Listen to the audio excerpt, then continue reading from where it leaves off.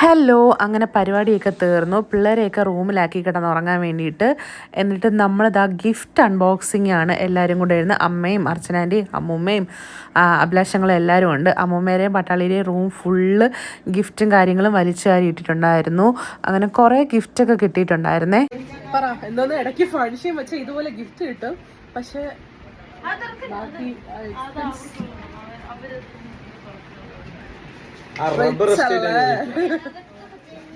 സായി എല്ലാം ഇറങ്ങി വന്നതാ.